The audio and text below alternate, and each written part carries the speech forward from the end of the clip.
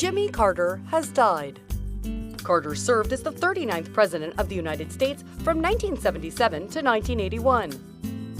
James Earl Carter was born on October 1, 1924, and was the first U.S. president to be born in a hospital.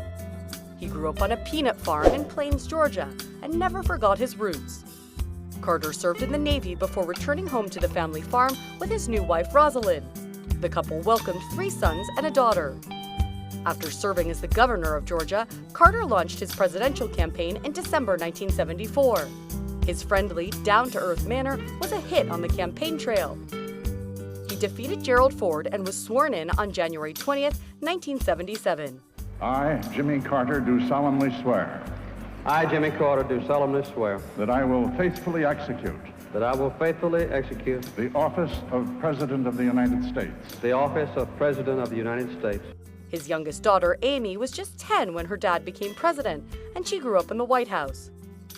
As president, Carter helped broker important peace treaties, including the Camp David Accords between Egypt and Israel. He also established diplomatic relations between the U.S. and the People's Republic of China. A new beginning in U.S.-China relations. Human rights was one of the pillars of his presidency. And the struggle for full human rights for all Americans, black, brown, and white, male and female, rich and poor, is far from over. He also helped pass important education, energy, and environmental laws. But Carter's time in office saw several crises as well, including an energy crisis, runaway inflation, and an accident at a nuclear power plant. In March 1979, one of the reactors at the 3 Mile Island plant in Pennsylvania partially melted down. It was the worst commercial nuclear accident in U.S. history, and it sparked backlash against nuclear power worldwide.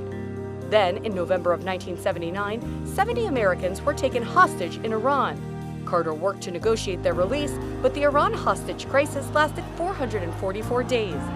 By the time the hostages were released, Carter had lost his bid for re-election, and President Ronald Reagan was sworn in.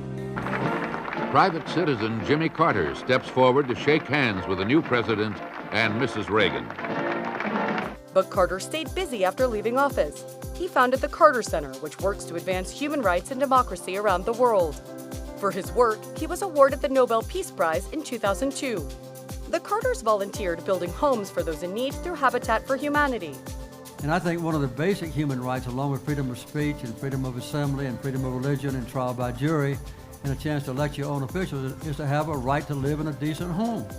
He also worked to eradicate polio around the world and wrote 32 books about leadership, politics, and faith. He was present at President Obama's swearing-in and was there for President Trump's inauguration. Ladies and gentlemen, the 39th President of the United States, Jimmy Carter and Mrs. Rosalind Carter.